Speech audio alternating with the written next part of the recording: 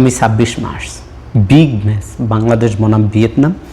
এই গুরুত্বপূর্ণ ম্যাচকে সামনে রেখে বাফুফের পক্ষ থেকে যে স্কোয়াড ঘোষণা করেছে, এখানে আমি যদি বলি মিতুল মার্মা, সুজন হোসেন, মেহেদী হাসান সাবন, এই তিনজন হচ্ছে গোলকিপার। তারপর হচ্ছে ডিফেন্ডার হচ্ছে তারেক গাজী, রহমত মিয়া, শাকিল আহমেদ তফু, আবদুল্লাহ ওমর, জাহান আহমেদ, বিশ্বনাথ ঘোষ, সাদউদ্দিন।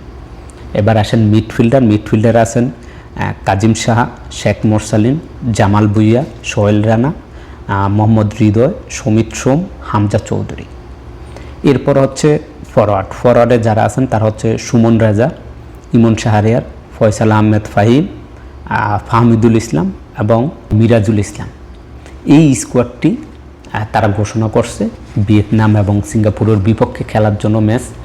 তো দেখা যাক বাংলাদেশ কি করতে পারে, এবং এদের মধ্য থেকে যারা মূল একাদশের সুযোগ হবে সেটা আপনাদের মাঝে শেয়ার করতেছি। থেকে কারা কারা সেই ম্যাচের সুযোগ পাবে সে বিষয়ে আলোচনা করবে। এর আগে আপনাদেরকে বলে রাখি, ইতিমধ্যে সেখানে গিয়ে ট্রেনিং সেশনে জয়েন করছে, যেটা স্ক্রিনে আপনারা দেখতে পাচ্ছেন। ট্রেনিং করতেছে আগামী 26 তারিখের ম্যাচকে সামনে রেখে।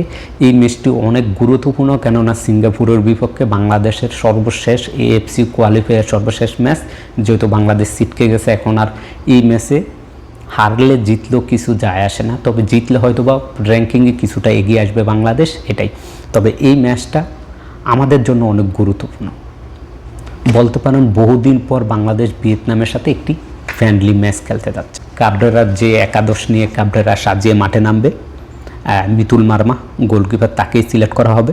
তারেক গাজী, রহমত মিয়া, তারপর হচ্ছে বিশ্বনাথ ঘোষ, জাহান আহমেদ, শেখ মোরসালিন, সোহেল রানা, সমিত সোম, হামজা চৌধুরী, তারপর হচ্ছে ফাহমিদুল ইসলাম, ফয়সাল ফাহিম এবং নাজারুল ইসলাম।